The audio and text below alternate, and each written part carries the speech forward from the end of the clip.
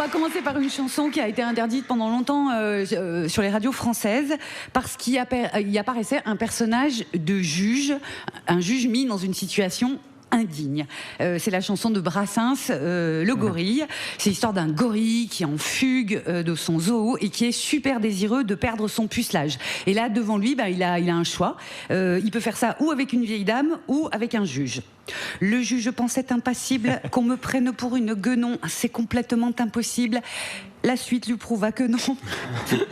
On rigole, mais en 52, c'est quand même le temps où le personnage du juge s'affiche la trouille. C'est le temps où le juge, c'est le gars qui emmène les gens à la guillotine. Mais le temps, c'est ça qu'il y a de bien, c'est changeant. Tenez, prenez l'année 1977. Le réalisateur Yves Boisset, marqué par l'assassinat du juge Renaud à Lyon en 1975, premier juge assassiné depuis la Deuxième Guerre mondiale, il décide de faire un film de cette histoire. Et pour éviter d'être emmerdé et par la censure, et par les voyous, et par la police, il décide d'appeler le film Le Juge Fayard, et le décor sera la ville de Saint-Étienne.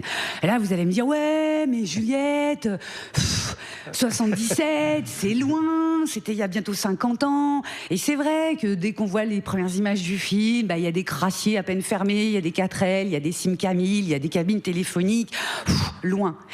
Et en fait, 1977, c'est maintenant.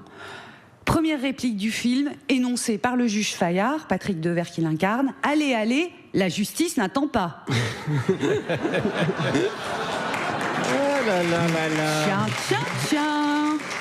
La dernière, tous les dimanches, de 18h à 20h. Nova.